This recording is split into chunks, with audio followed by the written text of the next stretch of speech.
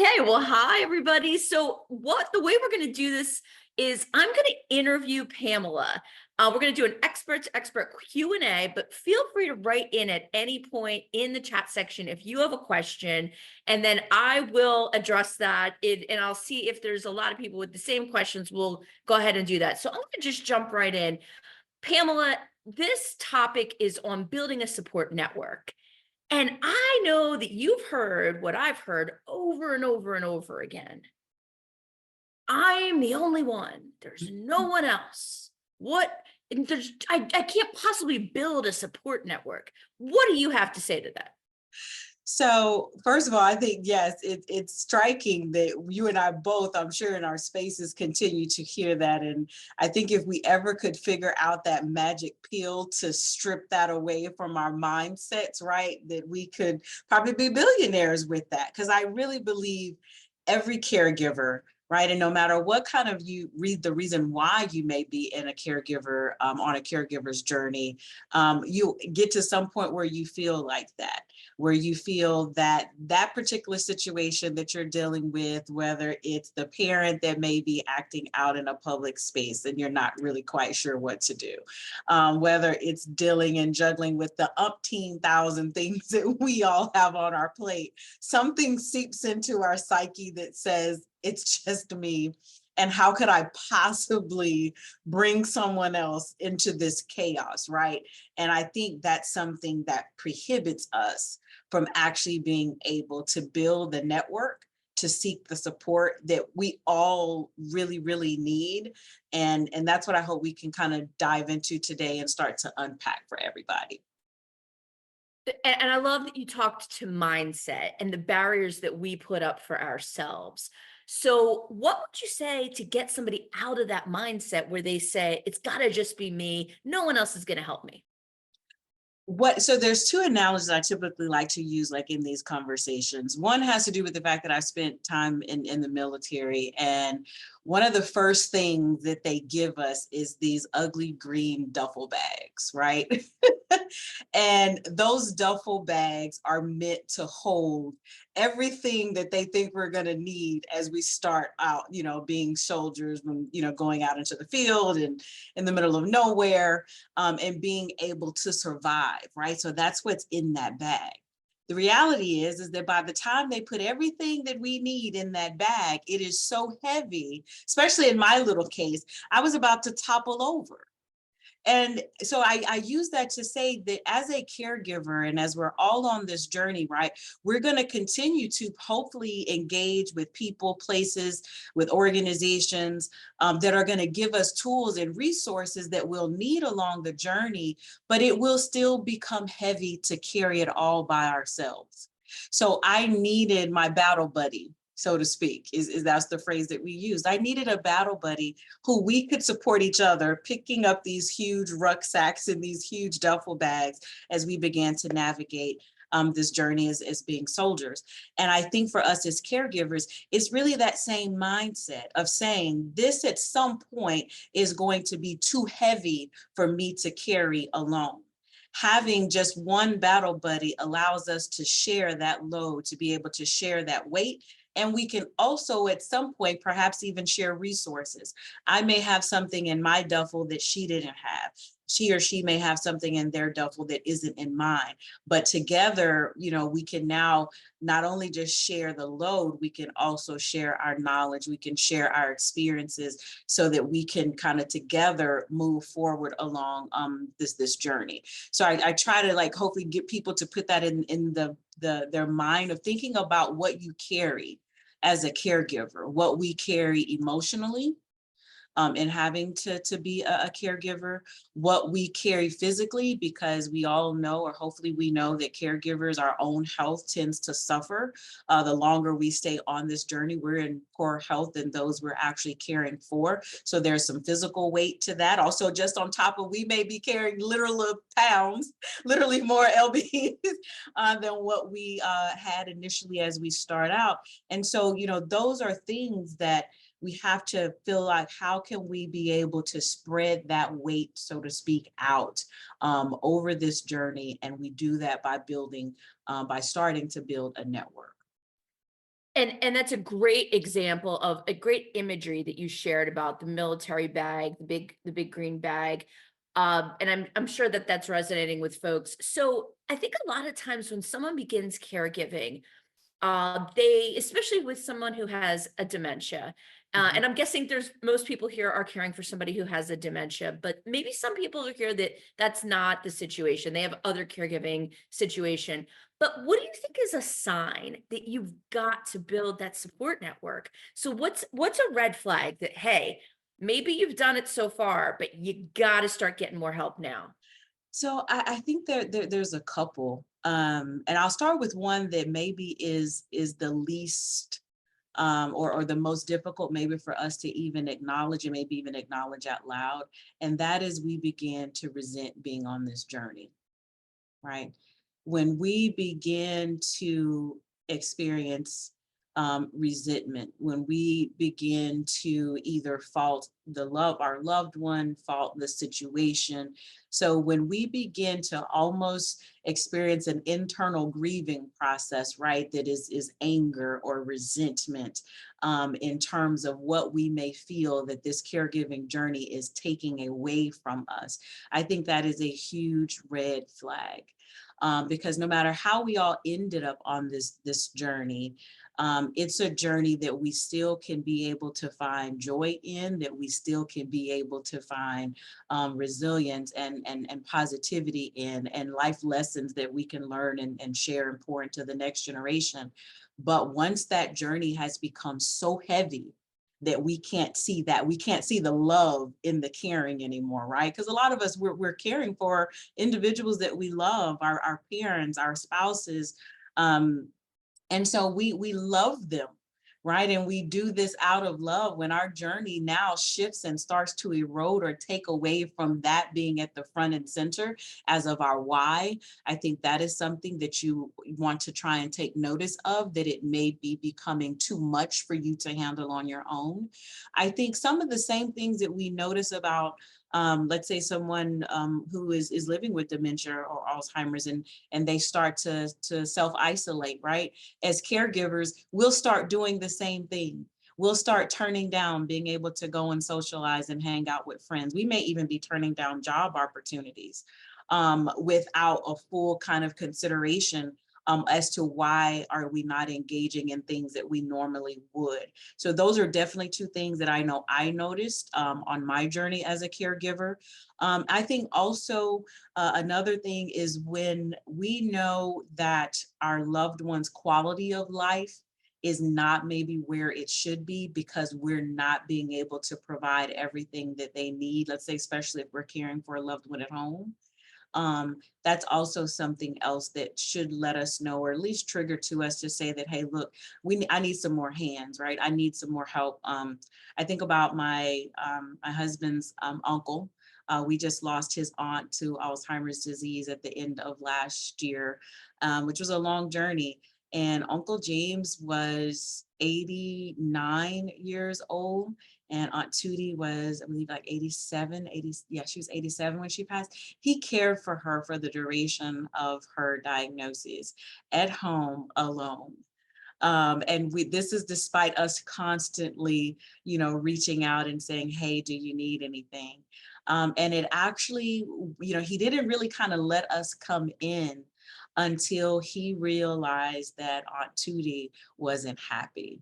Aunt Tootie, even in her few and very limited moments of her recognizing family and who we were, she wasn't happy in just the environment.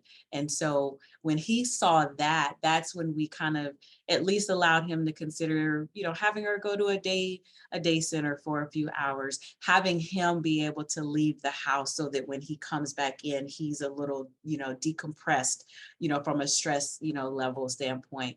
But it took him seeing some sadness, I think, in her to say that, hey, I can do more for her, for as long as I have her. So that was helpful, for him to be able to see. But again, he had to get help, right? He had to get, help from those of us who were around him. Well, and I'm going to ask a little bit about that because I think one of the things that I see, and I'm wondering if this is something you and your husband saw with his uncle, is the person who your husband's uncle probably felt guilty. Well, I shouldn't leave her, or that would be irresponsible. I'm the spouse. But we, like you brought up, you start having sometimes very difficult feelings, resentment, frustration. In fact, when I was in Seth's comedy, I joined the comedy class that Seth did right before this session. And Christella Alonso talked about, was really vulnerable. And she talked about all the difficult feelings she had. I don't know if anybody was in that session. Feel free to raise your hand or write in the comment section. But she said sometimes she hated her mom. And that's so hard for people to admit to themselves or even say to somebody else. But like you said, Pamela, if you're feeling that way, then it's imperative that you get help. But the other thing that you said that I thought was really interesting is that he was seeing that her quality of life, she didn't just want to be around him. And I always say to families, you're getting sick of them, but they're getting sick of you too. It really, like, if you're in the same house, think about all of us during the pandemic when it's just, you and your spouse and your kids, or you and your roommates or whoever, for the period of time and whatever place you resided, you went through Right. that to some extent. You got sick of each other as much as you Yes. love each other. And Yeah. so I think that you brought up such a great point about, looking out for, is that person really have quality of life? Right. And then the piece of it is, do they need engagement with others? One other individual is typically not enough. Right. So my next question for you is, when you decide you're ready for help from others, and let's say you're not quite ready to get home care or adult day or assisted living or anything like that, but you need help. Like you want to go take a walk, you want to get your nails done, you want just maybe you want to volunteer or go to your kid's school for an activity, and you just want a little bit of help. Like what do you recommend to families? How do they get started in that process? Yeah. One of the ways that I know we got started, both even as me looking after my husband who has some mild cognitive impairment, is I started with just creating a list, and that list was who do I call? So it started out almost as if I was creating this emergency, contact list that if something happens and I can't go get the kids, who will I call from school, right? So really thinking who is on my list, who is nearby, that I can call. And not what I didn't put what they could do, but I was like, let me just find out first. Do I even have, let's say, someone that I know, a friend, a coworker, a family member? Some of us we're blessed and we have that around. Some of us may have moved and it is just you and the individual that you're caring for. So your circle is going to include perhaps people that you don't know who are outside maybe of that close circle. But I would challenge everyone to first start by making a list of who you know, who you trust, who your loved one trusts to be able to come into your space. Because that's big. Because this is extremely, like I said, vulnerable. You're, especially I think when we think about being in the Alzheimer's and dementia space, where you may have a family member who is starting to have some of the behavioral issues that you may see with Alzheimer's in its later stages. You can sometimes feel embarrassed by that. So you have to have folks who are going to be around and be in your home or be in your personal space that you trust. So start by making a list. That's first. And Then Pamela, once you, sorry. go ahead. No, go ahead. And then kind of once you have your list, now you can say, okay, look at my week. And I know it seems like we do that all the time for work, but we don't do that in terms of what our responsibilities as a caregiver. I have 10,000 calendars with every meeting I'm supposed to be on for all the different jobs and roles I play. I had to create a completely separate calendar that it only involved me and my responsibilities as a caregiver to myself. So that's where I was able to say and look at it and realize, wow, there's nothing in here that I'm doing throughout the week, throughout the month, that allows me to step away. Like, and that's where I think, yeah, you see, is this maybe going to get a pedicure? Is it going to go and get a walk? Is it just going away by myself? Is it finding 20 minutes to lock a bedroom door that I can be in and be fully uninterrupted? So I really had to be intentional about how I was going to try and maintain my own health, my own mental wellness, really, because I think that the journey of a caregiver mentally is extremely taxing. And so as a person with my own mental health issues, I had to make sure that that was front and center. Having that as my second, then I could say, okay, now I've carved out some time for me. I've got my list, my quick go-to list of, in the event that I need something, these are the people that I will be able to call. My next thing was actually looking at available resources. And that I challenge everyone to do. So think about what you have, whether that's through your health insurance, whether that's through you have, let's say, through an association that you have relationship with. It could be, again, where you're living. If you have a parent and they're living in, let's say, maybe a senior assisted living type of area, what do they have available to your parents? Even because I think even when our loved ones are in a facility, we're still caring for them. We're still on the journey. So that doesn't absolve us from the roles that we play. So I think thinking about, okay, now what is available to me?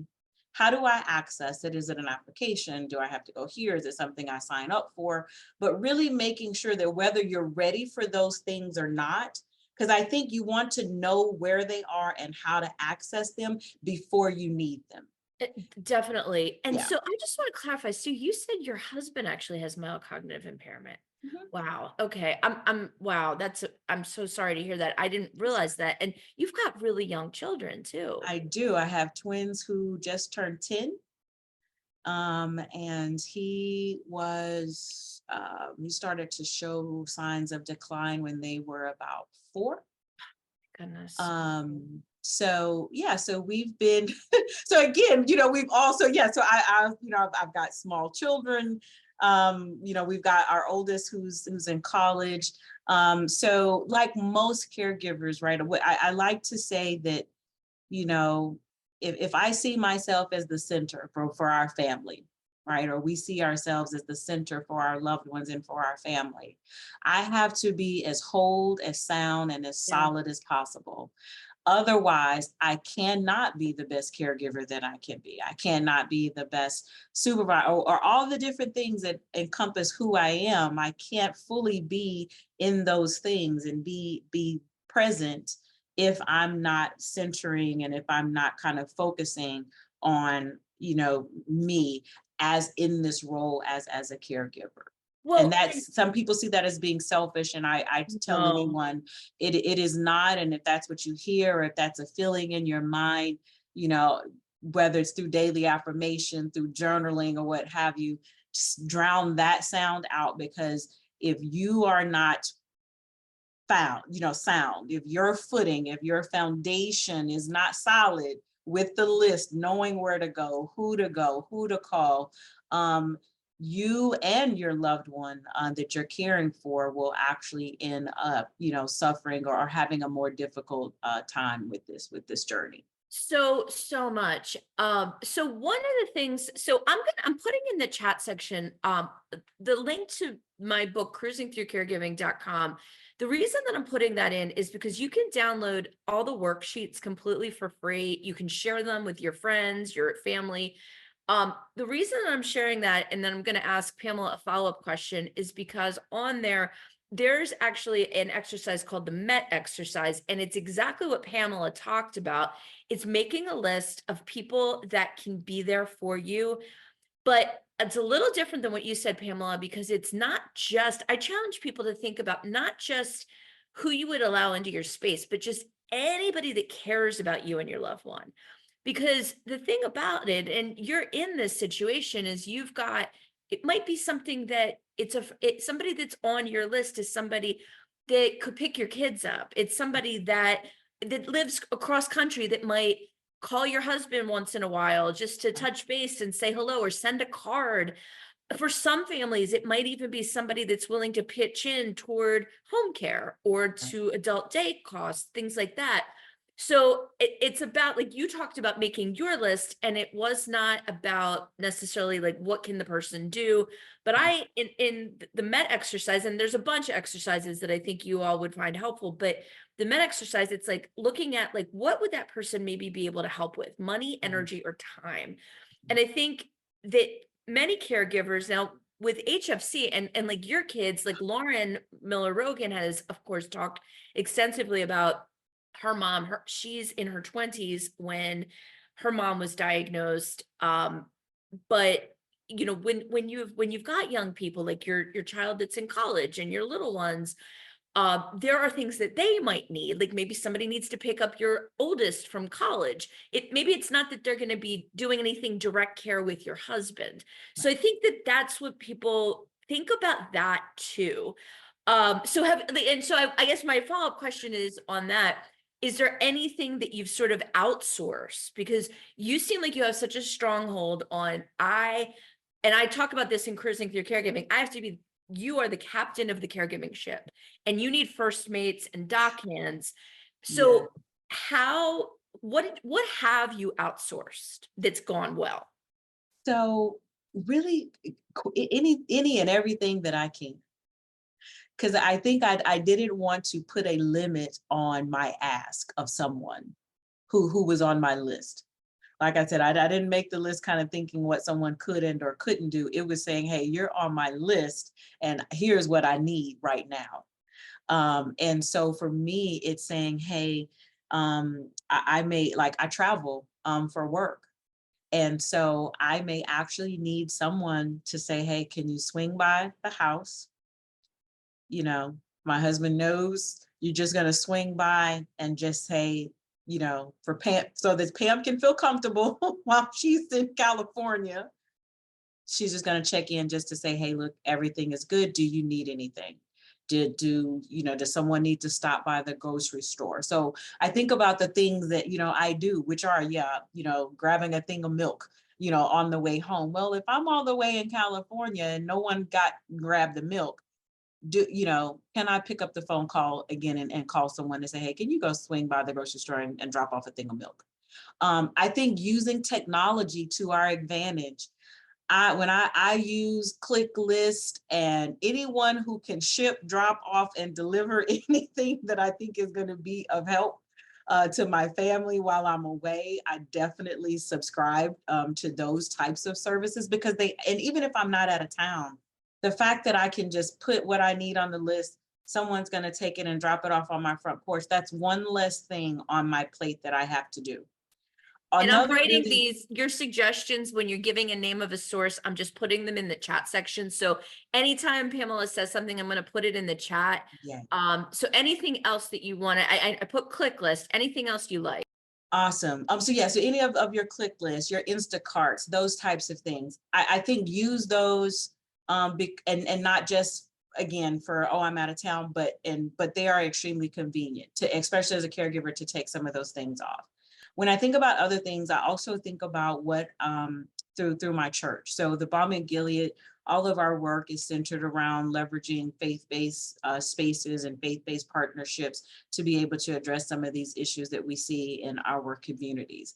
And so me even being able to say, hey, I have a life group at my church, right? So everyone on my life group is also part of my list, so to speak. So now I can also say, for just prayer. So when you think about, again, energy, when I know we may be having a difficult or challenging time of something, I've got someone in that circle or in that group that I can reach out to them to say, hey, we would love for you to say a prayer, to keep our family covered, to keep, positive, energy and things going. So I definitely lean and rely on that. I lean on other individuals, even at work. So if I think about other places that I show up in, like you said, outside of my house, if I have my house covered, okay, well, I may need some things at work or in external places so that I can continue to make sure that things are good at home. So how do I delegate certain things? And so anybody who is on here, who you are a supervisor, you're a manager, you're your boss, right? So I would ask you again to think about the things that are on your work plate that you then can maybe move off and delegate to other individuals. And it's so hard. I see a lot of names, they look like it's a lot of females, right? I think it's even harder, no disrespect to the guys. I think sometimes it's harder for us because when we just feel like everything we've got to carry and keep, and I can't ask someone, for help. But I think even in work, because like you said, Jennifer, it's not just about what we may need to be provided to the person who we're caring for, but it's also saying, well, what do I need, at work, and can I get some assistance here? So my team is fully aware of my situation. So that way, if we need to make adjustments, I need someone else to pick up the slack in this meeting, then everyone knows why, knows where. We share, the information so that way you don't always feel like everything is going to fall on me. And if I'm not there or I can't show up, the bottom is going to fall out. So I think, again, that's why that list, to keep coming back to that, that's why that list is so extremely important, because it's really looking, like I said, who, can you call when there is a need, and inevitably there is going to be something that we are going to need. And it's helpful, again, just to have who you can call before you actually need to make the call. I think that's where, when things are going really bad, right? When I'm not at home and no one has checked on my husband, or the kids are getting out of school at 2:30 and it's 2 o'clock and I don't know who to call. So that, to take and ease that burden, that's why the building of these networks, building of your support, building of your tribe, as I call it, everyone needs to have a caregiver tribe, and make it as big and or as small as your needs dictate. And as your needs get And greater, that network should grow. right, and it's going to get somebody who has an irreversible dementia, MCI, mild cognitive impairment. Pamela's husband doesn't necessarily mean that he's going to have Alzheimer's. It doesn't necessarily mean that. But for some people, many people, it does go down that path. But if someone does truly have an irreversible dementia, the needs are going to become greater. The physical demands are going to become greater. So people that have this idea, I got to do it all by myself, you will wind up dealing with some kind of physical or mental health problems. Yeah. So I would want to know, Pamela works for an organization, obviously, that is faith-based, cares, in the helping profession, health, mental health. So Pamela, what would your advice be if you need to communicate with your workplace, if they're not in a touchy-feely field, like maybe you're an accountant, maybe you work at Target, maybe you don't work in a healthcare, mental health, touchy-feely place. How do you have a conversation about, hey, I'm caregiving, this is a huge part of my life, here's what my needs are, here's what my boundaries are. What do you recommend? Right. So one, I think if you haven't done that, that you write down, you write it out. Because I think, yeah, if you're not in this space, or you haven't, you don't know if your workplace is actually going to be, let's say, receptive of what you want to share, I would write out what's really important to you and take that to your most immediate supervisor and present it to them in a way of saying, hey, you understand how important you showing up to work is for this company. Target needs everyone to show up, otherwise Target doesn't make money, right? And so you coming to them saying, because I know that, because I value that, I value my role, whatever your role is, right? It's no role too small. If you're the greeter, the cashier, doesn't matter.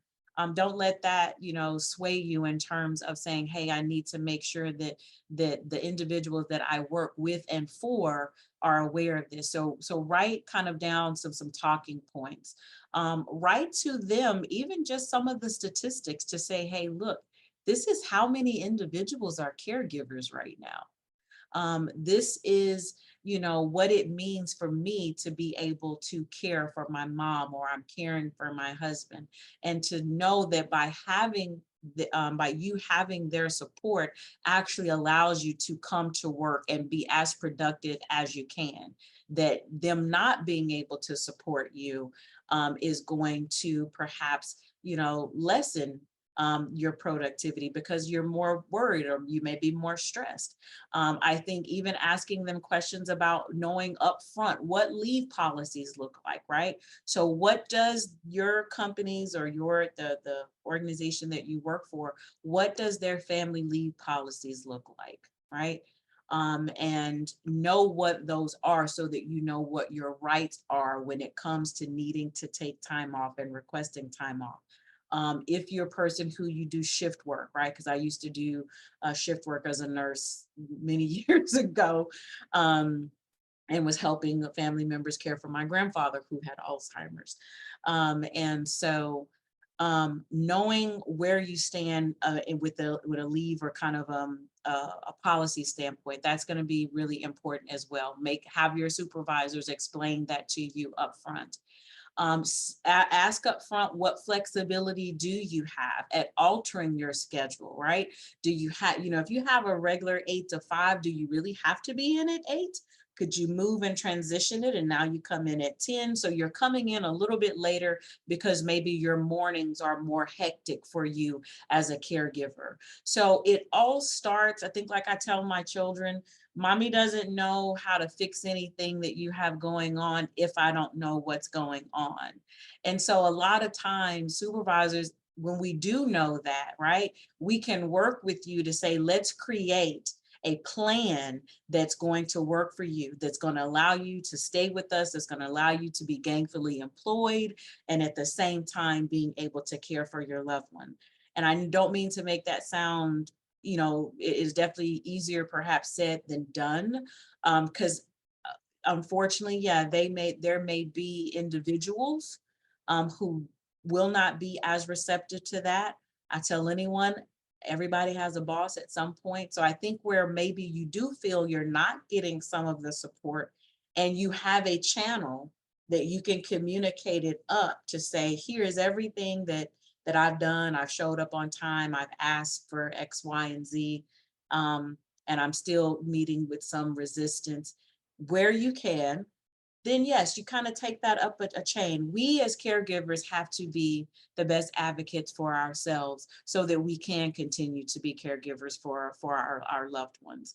And the workforce is an area where we have to do more work, so that they can be more amenable, for lack of a better word, to those of us who we don't have the diagnosis, but we are the ones who are also carrying an extremely heavy load, caring for our loved ones who do have the diagnosis. And I think it all begins with very upfront communication about where you are, where your loved one is, how you feel it may, and here's what you are recommending and or at least suggesting that they consider so that you can mitigate, again, having any issues. And I think being proactive, most employers, most businesses, they're going to respect the fact that you were proactive about your situation and you came to them at least with a possible solution as you continue to want to be in the workplace. And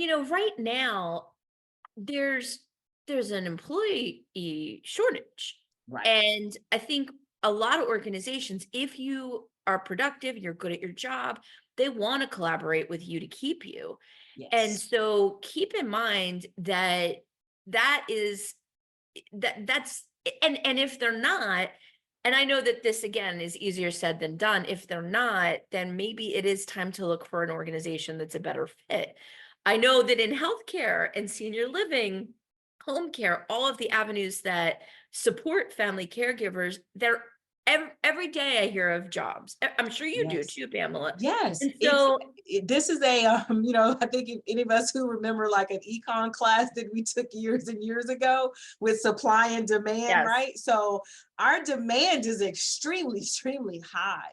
And there are skill sets that you learn and you gain as a caregiver that if you don't have those written somewhere baked into your resume, especially I think for our younger caregivers who are maybe earlier in their careers, you know, you need to put all, you know, your managing skills, you know, you're juggling multiple priorities, you know, you're meeting of deadlines, like you're learning things even on this journey that make you extremely you know, helpful to really any business or any organization. So, you know, I agree with, you know, with what you just said, Jennifer, is that, you know, definitely not advocating anyone just leave a job, because we, you know, bills are bills, and life will life.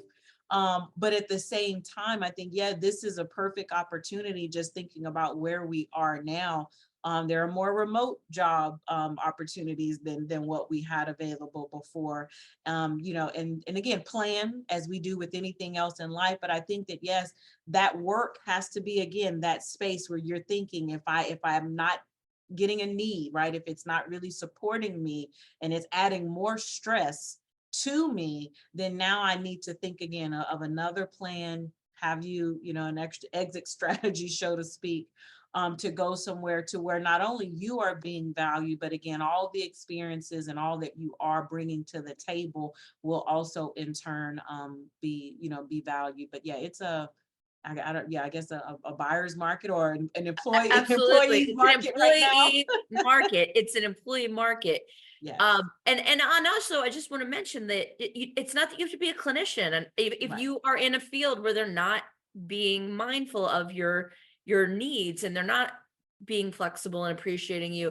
I mean, all these fields, healthcare, senior living, I mean, they bring in HR people, marketing people, sales people. It's not, you don't have to be a nurse or a doctor or right. something, social worker.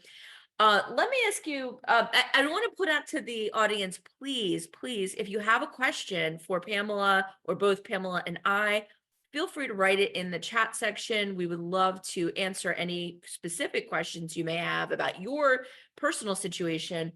So I'm going to leave the chat open and see if anybody writes in. But Pamela, let me ask you this. Is there a book or two that you personally have found to be helpful, or a podcast? Is there a book or a podcast or anything like that that would be a resource that you would recommend to the audience today? So I'm actually glad you asked, because I'm sitting in my office today, and I want to show you guys a book that I actually keep in my office. I actually do refer to it quite a bit, and it is called Prayers of a Family Caregiver. All right, so Pray to Our God Who Understands. It's by Ross Tandy. Um, and this is an amazing book, and it's quick because it's easy for me to come to this page, and again, really, even irrespective, I think, of your faith or even perhaps religious background, it's reminding me of the love, um you know, of God towards me. It's reminding me of my God and or spiritual a gift of strength, and of power and of grace, because Lord knows that we all need to show and give ourselves grace, as well as the loved ones we're caring for and everyone else around us. And so I actually keep this in my office at my desk and read it quite a bit, and And the recommend author that. is, I put it in the Is chat Roz Tandy. by Ross. Yeah, Yeah. by Okay. Roz So Tandy. I mean, just curious if there's any podcasts or any films or documentaries that you have found useful in your journey at all. Um, let's Or see. like even something Um, fictional. Like I know a lot of people talk about The Notebook or Still Alice. I'm just curious if there's Yeah, anything so that those really. two, yeah, those two, I think those are just classic ones, right? Um, I had an opportunity to actually see live, and I think you can still see it on YouTube, but I'm not sure. But it's a play that I know Us Against Alzheimer's actually used to do. And it's about an African American's family and their journey with their patriarch being diagnosed with Alzheimer's. I'm trying to remember the name, but I know Greg Davis is the playwright for the play. Oh my goodness, I'm trying to blank. But it was awesome because I got to see it Is live it at a church. unforgettable?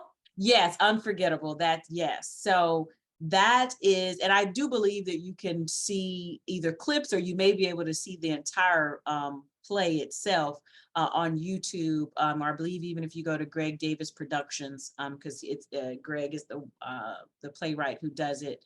Um, It's and Garrett or Davis. Garrett, sorry. Sorry, I'm so sorry, Garrett. That's okay. But it is, again, why I got to see it live in a church where they were putting on the play. And it hit home and it resonated because, again, I remember when our family were, we all sit around and got the news that my grandfather had been diagnosed with Alzheimer's. And when I tell you that we went through everything that this family does, Unforgettable went through, we did. From not agreeing on that the doctor was even correct to, well, what are we going to do about Papa? And and so that play, I think, is just awesome to me.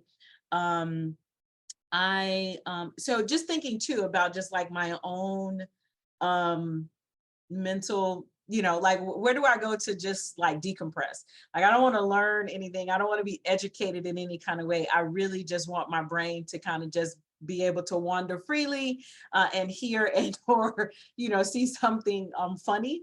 And so there is my husband is a huge fan of R&B music. So anything 90s he loves. And so there's a podcast called R&B Money, and they have on a lot of different R&B artists and people from that era come on. So he and I actually once a week will sit, because it's on YouTube. So he and I will sit down once a week and we watch the R&B Money podcast together. We, and we're hearing about these stories. But so I think, yeah, that is, again, nothing that has to do with dementia or Well, care or those things are anything. so important because Yeah, it's, yes, you want to educate yourself, you want to figure out like support system, all that good stuff. But I think it's really critical. First of all, what's great about it for you is it's an activity you can do together. yes, And music is so powerful, especially when people are dealing with some cognitive issues. yeah, And so, one of the things, obviously, it's something you both like, you can both do together. I think we see so many families, maybe your husband or your loved one is having a bad day and they're not able to converse maybe the way that they would like to be, right, watching an old film that you both like, listening to music that you both like, taking a yeah, walk, going swimming. I mean, yeah, there's so many something you can do, watching a baseball game, and yeah, anything that's an activity. I think a lot of people get so focused on that we should be talking, and right, sometimes that's not the best thing to do with somebody, yeah, especially at the end of a day. Like, yeah, a lot of times people who have cognitive issues, they're a little bit sharper in the morning. right. uh and so I guess the only other thing, and again, if anybody has anything, we have a few extra minutes. But I hear, because you are in the workforce, you have college age and elementary school children.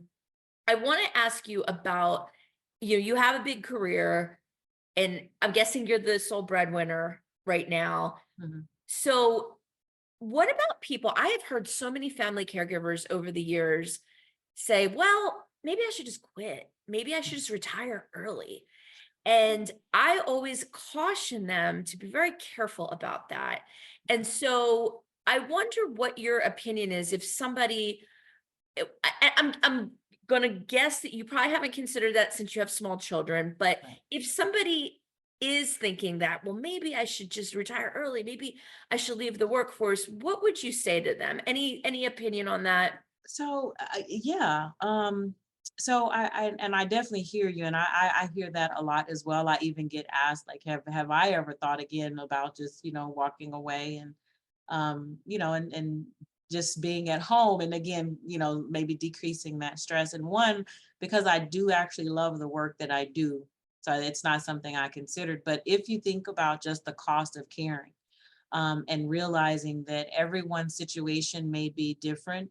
but also thinking about for the future, so what happens if the situation or when the situation arises that your loved one does need care that is beyond what your health insurance can pay for. If you think about, again, like caregivers there, and there are quite a bit who are, I guess, kind of in my situation, you're caring for a loved one, whether that's a spouse or even a parent, but you also have these younger children in your lives as well, and what to do. So there's also saying, okay, well, I'm not just planning and thinking financially of what we need right now, but I'm also thinking 10 years from now. I'm thinking when both me and my husband are gone, have we done and made the necessary, plans so that our children will also, be in the best financial situation as possible. So I think, yeah, you have to not be just thinking about finances in the moment, but also thinking, if I walk away 10 years from now, am I still at least being able to live the same quality of life that you're living today? And then same thing, and take it out, let's say maybe another 15, another 20. If you can't fully answer yes to that, then this probably wouldn't be a really good time for you to say, hey, I want to step away and walk away. It would be, how do I strengthen this network? How do I, again, is it a conversation I should be having at work that can help ease or help ease the burden of caregiving, if that's, what you're feeling. And then thinking about, again, if you do, what else are you going to do with the time? So if, like, right now I spend, 8-ish or more hours of my day gainfully employed in something. And so if I'm no longer doing that, what am I doing with that 8 hours? Because at the same time, I also don't want to overburden the person I'm caring for, because now they're saying I'm seeing too much of you. So again, everything I think is always in a balance. I think it is in timing. I think if you're at a place where you feel like you might be, I've been doing this for 20, 30 years, and I feel like I could be, is just to write out a true plan. Talk with accountants, talk with your tax, whoever files your tax, because there's going to be tax implications when you quit working or start looking at drawing retirements and things like that. So I think just make sure that you have a plan, and that decision isn't being driven solely by, again, maybe just being overwhelmed with where you are in the journey right now. So we only have a couple more minutes. The last question I'm going to ask you is, well, one, has anybody that you've asked for help, whether it be your friend, family, neighbor, faith community network, has anybody ever let you down and not stepped up to the plate? So yes. So my question is, because I want everyone to hear that we are encouraging this, and many people in your life will help you. And again, if you wanted the worksheets for cruisingthroughcaregiving.com, I just put the link back in there again. But you are going to have people let you down. There are going to be people you're like, I thought this person would really be there for us. So my final question for Pamela is, how do you get past that and continue to build your support network?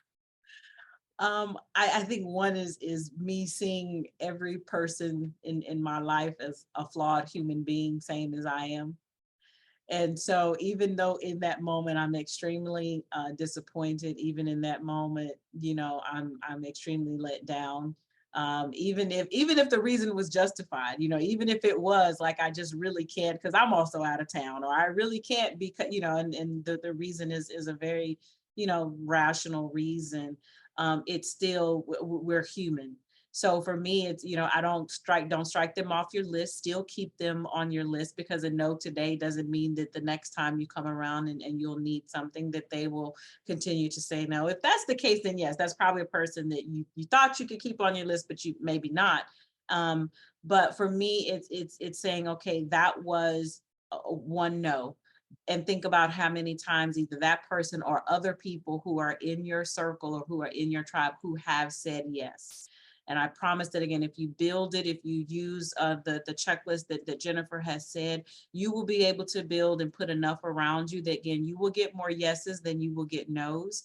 I think, again, give that individual some grace in that moment. Give yourself some grace to then hang up with them and pick up the phone and call the next person that's on the list to say, hey, can you help me with this. I think it's, we as we go throughout this journey will come up against no's, or we'll come up against walls, we'll come up against just obstacles that we are not prepared for, didn't know, and had not, even maybe thought of perhaps. But it's just knowing that you can't stop, right? You can't let that, there Yeah. is no turning back with this journey. It's only forward. And the thing I want to just build upon what you just shared, because it does happen and it does really, it hurts. But I like what you said about having grace and knowing that this person is flawed, just as we all are.